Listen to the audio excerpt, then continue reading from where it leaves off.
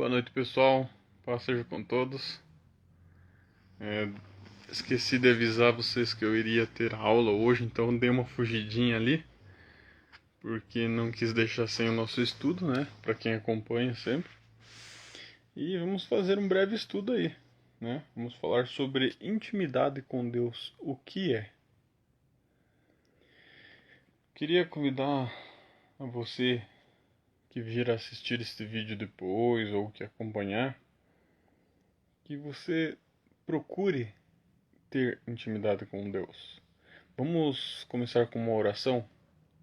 Teremos um breve estudo, passará rápido, muito rápido, né? Mas não podemos perder tempo. Senhor, meu Deus, meu Pai, te louvamos porque mais esta oportunidade nos é dada de estarmos diante de Ti e falarmos da Tua palavra, pois sabemos que o nosso lar é o Teu altar, ó Pai, e em nossa casa o Senhor se encontra, pois somos templos do Teu Espírito Santo. E pedimos ao Teu Espírito Santo que nos ensine, que nos guie, que nos direcione nesta noite. É em nome de Jesus que eu te peço e eu te agradeço. Amém. Então vamos abrir a Bíblia no Evangelho de João, capítulo 17. Vamos ler do versículo 6 ao 10.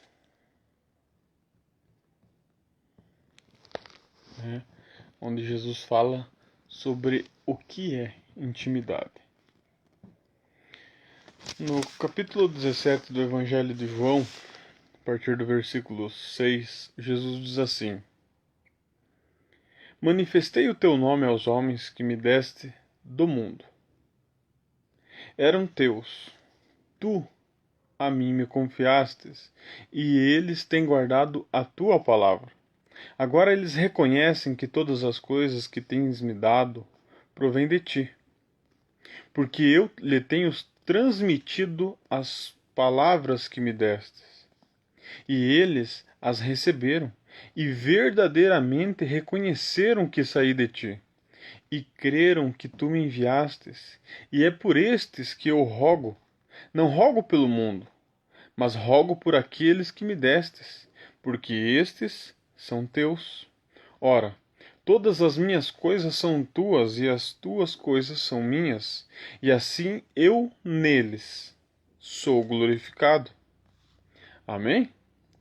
Então, quando a gente olha ali a palavra de Deus, né, Jesus vem falando sobre intimidade, o que é do Pai é dele, o que é dele é do Pai.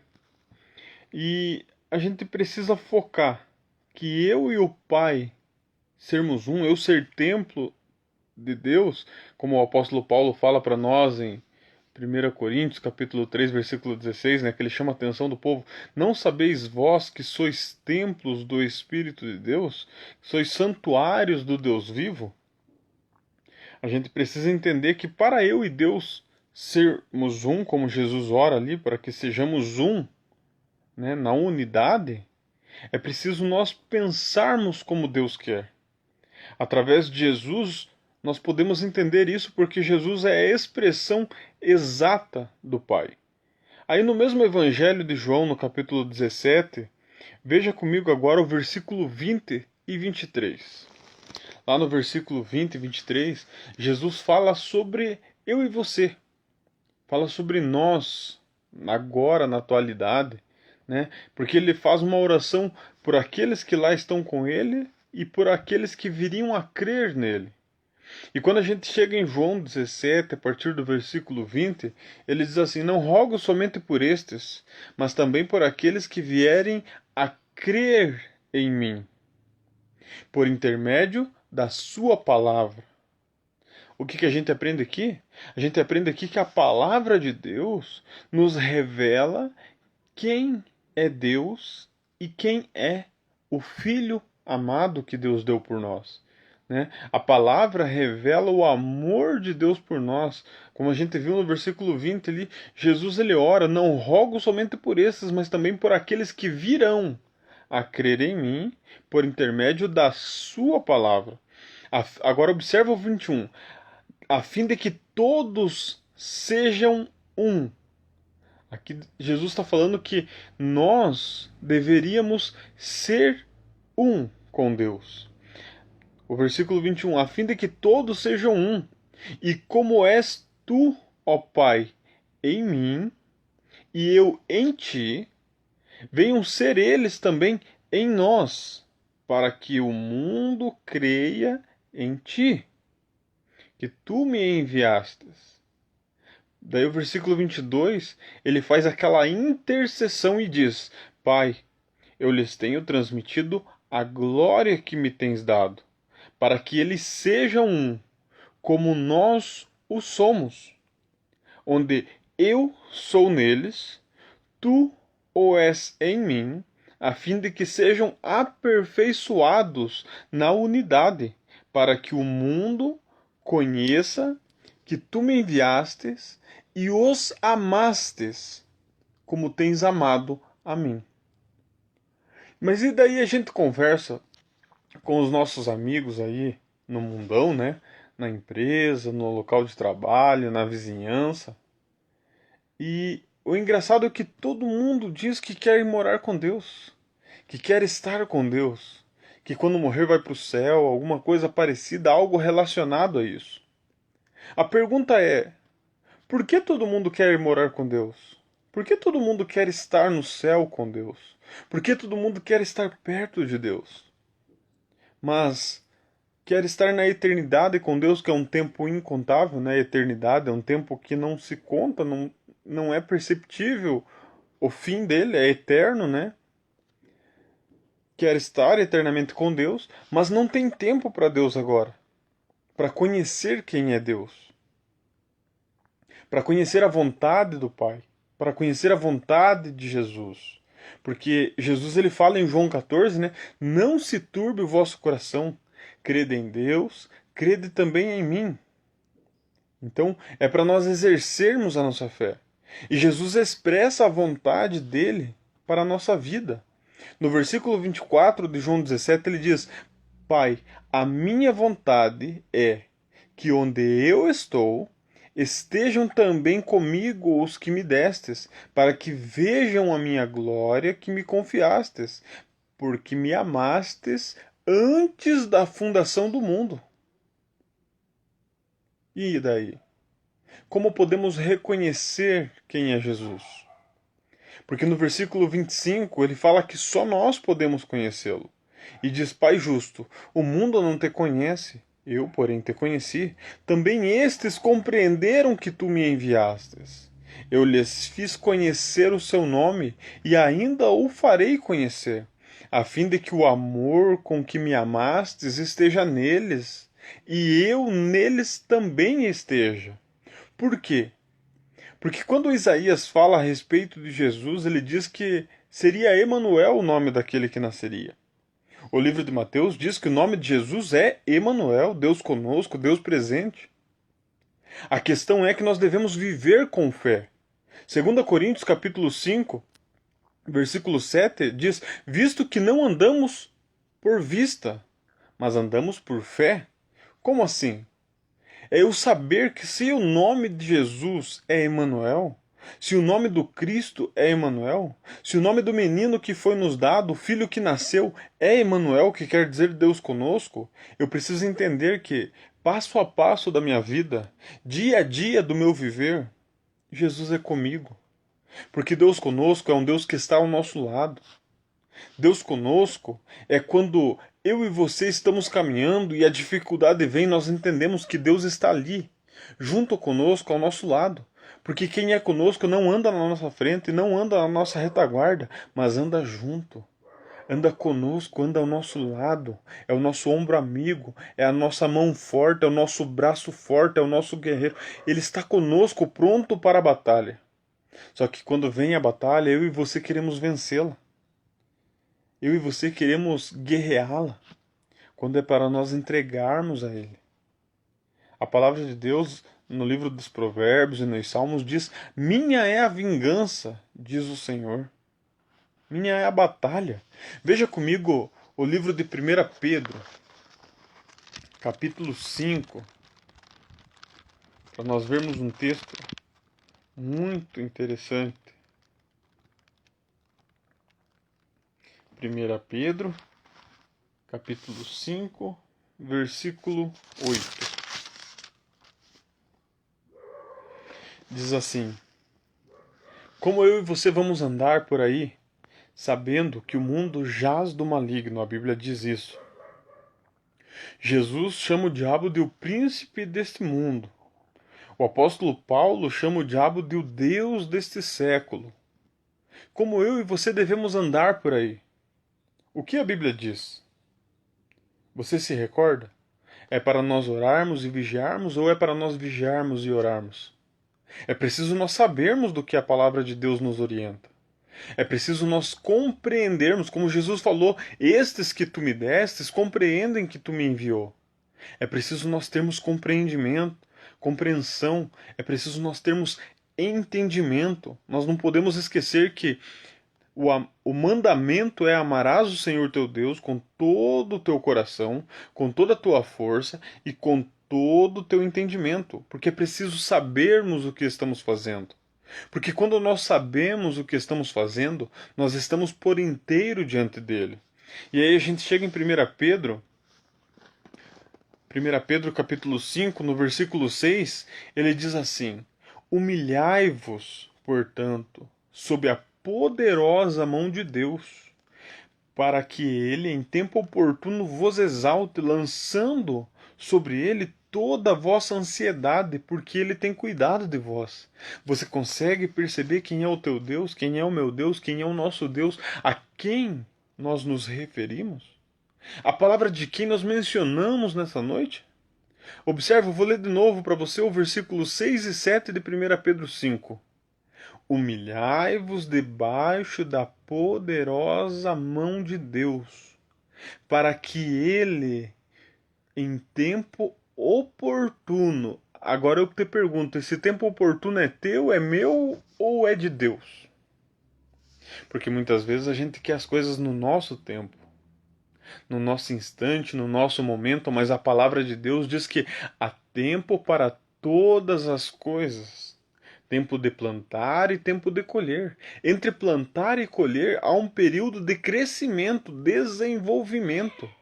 E a gente precisa compreender que o que ele quer fazer conosco? Ele quer o que? Vos exalte. Veja o finalzinho do versículo 6 ali, ó. Humilhai-vos debaixo da mão poderosa de Deus, para que ele, em tempo oportuno, vos exalte. Como assim? Quando eu e você reconhecemos que ele é Deus sobre nossas vidas e cumprimos o versículo 7 e praticamos o versículo 7. Sempre que nós praticarmos, nós devemos lembrar de Lucas 6,46. Jesus diz assim: por que me chamais Senhor, Senhor, e não fazeis o que eu vos mando? Aquele que pratica a palavra, mostrarei a quem é semelhante. Será semelhante a um homem prudente que constrói a sua casa sobre a rocha.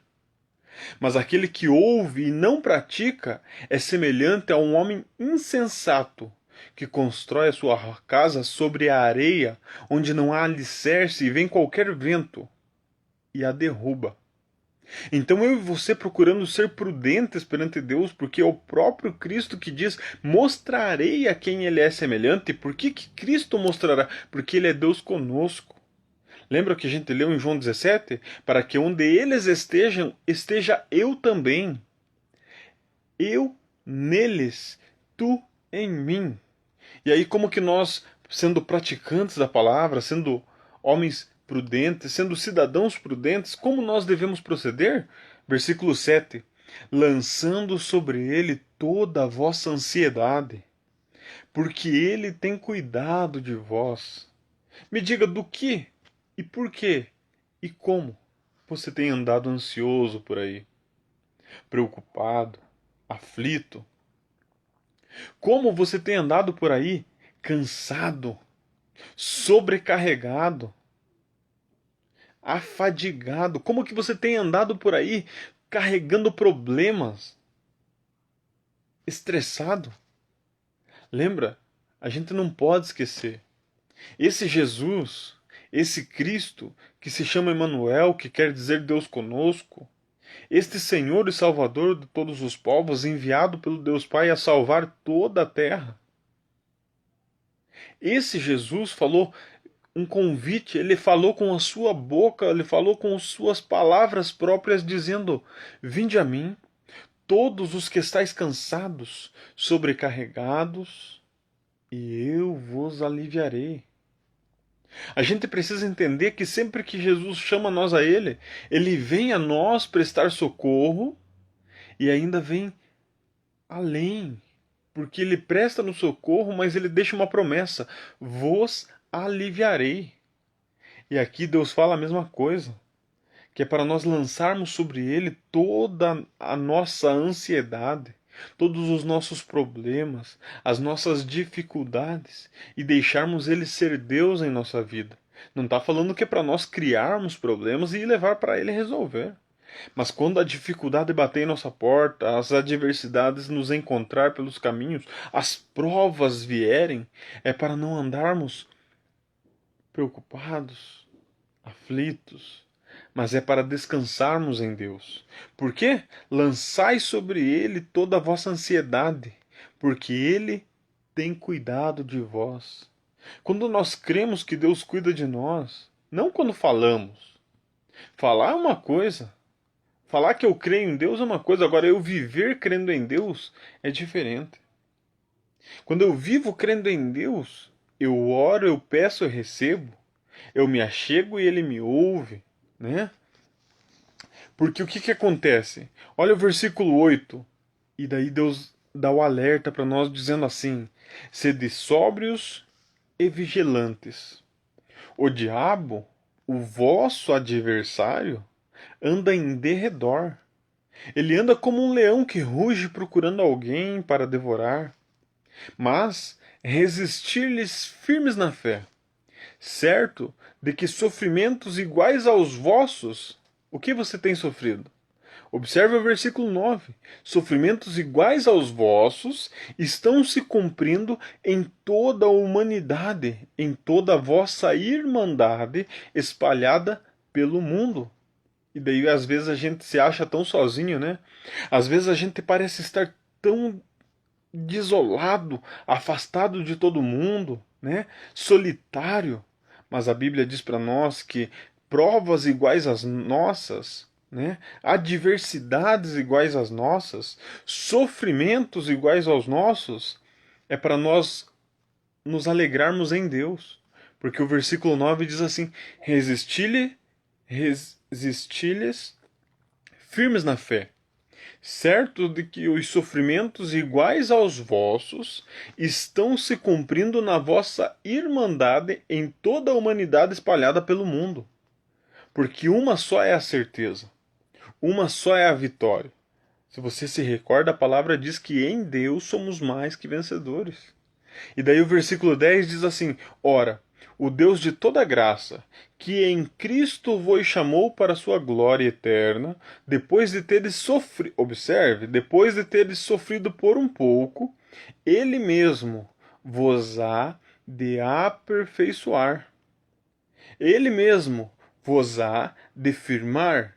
Ele mesmo, o próprio Deus, vos há de fortificar. Ele mesmo vos há de fundamentar. Jonathan, você está inventando tudo isso? Não, eu estou lendo 1 Pedro, capítulo 5, versículo 10. Vai, abre sua Bíblia lá e você vai ver todas essas palavras. Aperfeiçoar, afirmar, fortificar, fundamentar. Por quê? A Ele seja a glória e o domínio pelos séculos dos séculos. Amém. Essa é a palavra que traz renovo ao nosso coração, que traz alívio ao nosso viver, que traz paz à nossa mente, porque nós precisamos do nosso entendimento para crer em Deus, para buscar a Deus.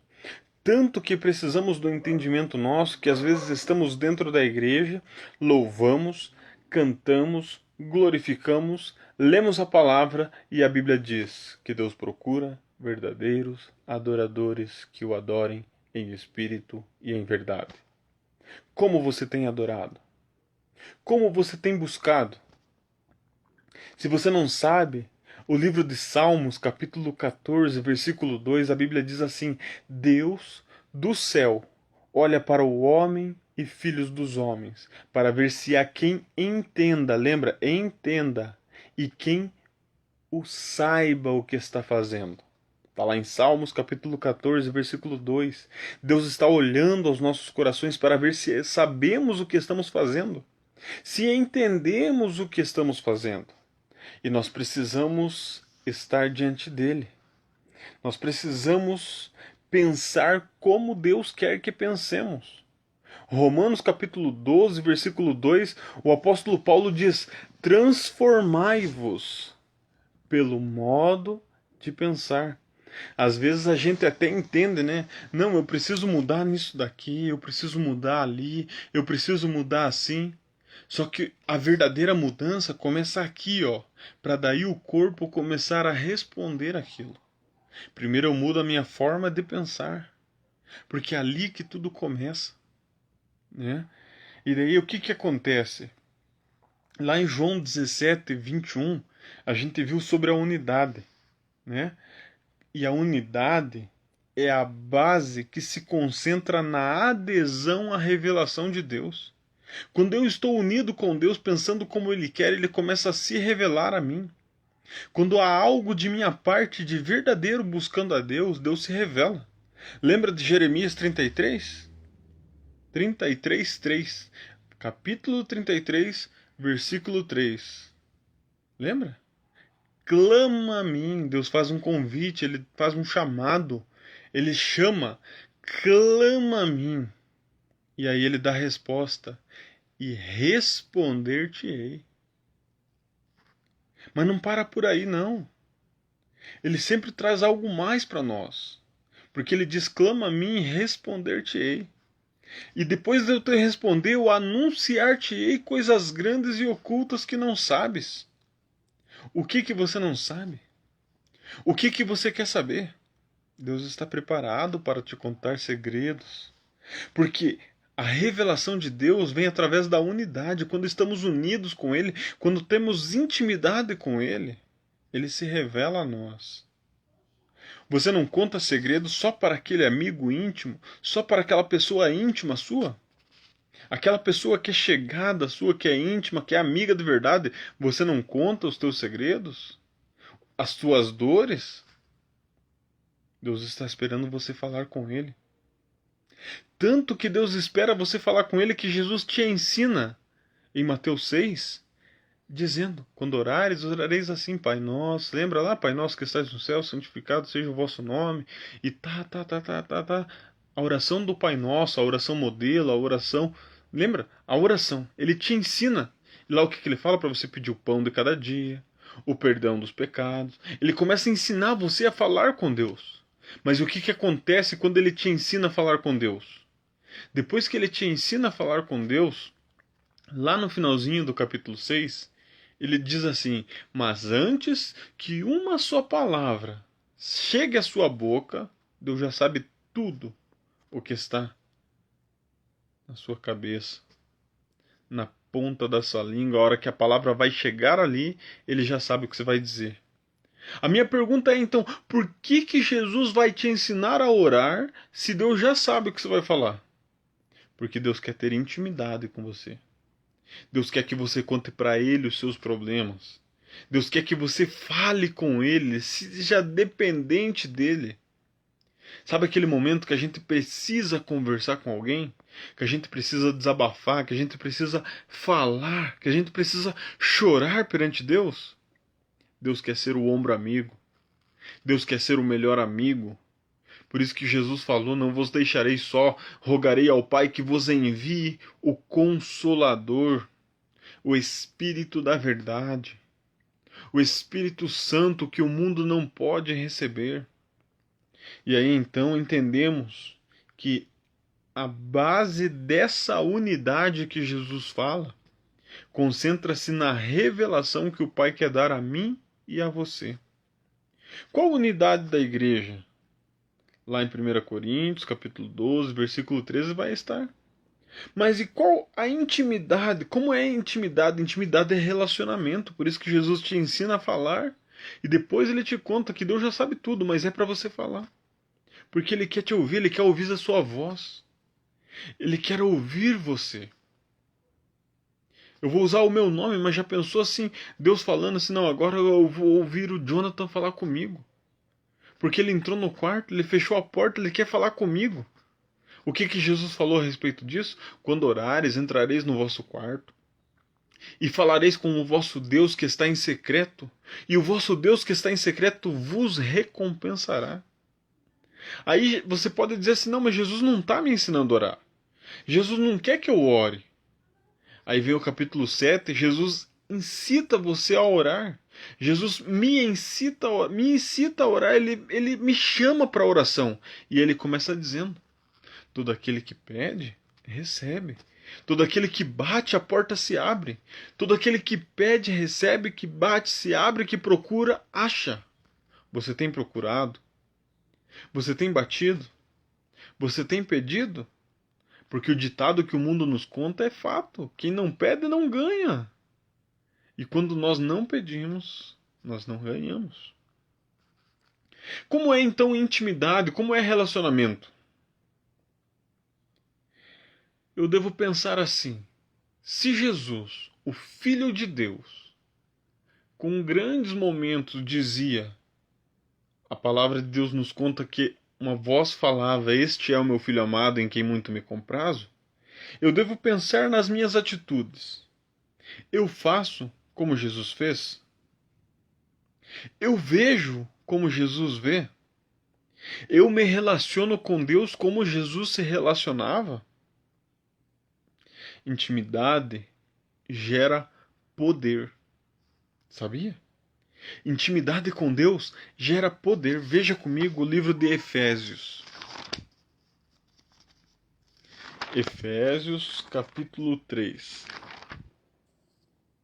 Olha aí, ó, nosso tempo aí correndo como sempre. Parece que a gente acabou de começar, mas já está quase na hora de terminar. O tempo voa. Acha comigo Efésios capítulo 3, se você está me acompanhando, no versículo 20, porque eu quero te mostrar. Eu quero te mostrar que intimidade gera poder. Efésios capítulo 3, versículo 20. Aqui em Efésios 3:20 eu quero te mostrar que Deus faz muito mais do que você pede. Lembra? Mateus 6, no início, lá no versículo 13, Jesus te ensina a oração do Pai Nosso. Lá no versículo 20 e 25, Jesus te diz que antes que uma palavra chegue aos teus lábios, Deus já conhece o que você vai falar. Então, isso mostra que ele faz muito mais do que você pensa. Por isso ele diz, os meus pensamentos são mais altos do que os seus, Jeremias 11:29. E aí a gente chega em Efésios 3:20 e diz assim, ora, aquele que é poderoso para fazer infinitamente mais do que pedimos ou do que pensamos, conforme o poder que opera em nós. Mas como assim? Que poder é este? Aí você volta no capítulo 1 e você vai ver quem é este poder que vem em você depois que você ouve a palavra. Lembra que a gente leu em João 17?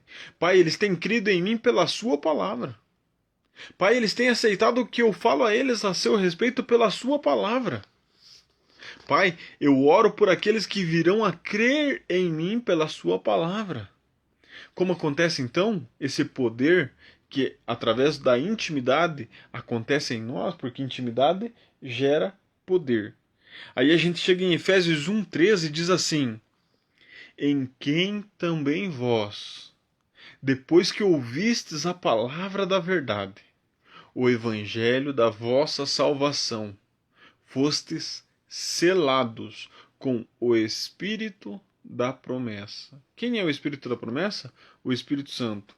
O Espírito Santo ainda é uma promessa? Não, ele já veio, já é tempo. E você já é templo, casa, santuário do Espírito de Deus. Intimidade gera poder. Por você ser íntimo do Pai, você se torna a casa dele. Por você ser casa dele, o poder de Deus habita em você. O poder de Deus habitando em você, nós devemos pensar: devo ter intimidade e pensar como Deus quer? O que Deus quer então que eu pense? Já pensou? Você já começou a refletir? O que será que eu e você devemos pensar? Se Deus quer conduzir a nossa vida, será que Ele não quer guiar os nossos pensamentos também? Quer. Para nós finalizarmos, abre comigo em Filipenses capítulo 4, versículo 8. E a gente vai ler esse texto e eu vou orar encerrando esse estudo dessa noite. Que voou, né? Correu rapidamente. Mas assim a gente teve o nosso estudo. Teve uma palavra de vida, uma palavra de renovação. E aí eu concluindo, eu volto para minha aula lá que eu dei uma fugidinha, que está acontecendo ali ao vivo, mas eu dei uma fugidinha para falar com você, para trazer uma palavra ao teu coração, palavra que toca no nosso íntimo e renova o nosso ser. Todo dia a gente precisa dela. Quer saber? Eu vou te contar um segredo. Sabe como eu e você sermos bem-sucedidos todos os dias de nossa vida? Leia Josué, capítulo 1, versículos 7, 8 e 9. O que vamos encontrar lá? Não te mandei eu? Sê forte, sê corajoso, medita na palavra de dia e de noite, não te afastes dela e nem deixes de falar sobre ela, para que seja bem-sucedido em tudo quanto fizer. Já pensou? Tá aí o segredo. Agora eu vou te contar a fonte do segredo, que é como conduz os nossos pensamentos, que é como devemos pensar. A palavra de Deus traz um norte para isso também. E lá em Filipenses 4:8, o último texto que a gente vai ler, e diz assim: finalmente, irmãos, pensai em tudo que é verdadeiro, pensai em tudo que é respeitável, pensai em tudo que é justo, em tudo que é puro, em tudo que é amável, em tudo que é de boa fama. Se alguma virtude há, e se existe algum louvor, seja isso o que ocupe o vosso pensamento. É isso que tem guiado os seus pensamentos? Se não for, Deus nos dá todo dia uma nova oportunidade. Porque o que também aprendestes, recebestes, ouvistes e vistes em mim, isso aplicai, para que o Deus da paz seja com todos. Amém? Vamos orar? Pedindo a Deus que conduza os nossos pensamentos, para que sejamos um com Ele, assim como Ele quer ser um conosco, para que onde Ele esteja, estejamos nós também. Foi a oração de Jesus. Então vamos orar pedindo a Deus sabedoria? Peço que você feche os seus olhos para que você agradeça a Deus por este tempo. Porque se há tempo para todas as coisas, houve o tempo do estudo, agora é tempo de agradecermos por este momento. Vamos orar. Senhor, meu Deus e meu Pai, te louvamos porque aqui estivemos, ó Senhor.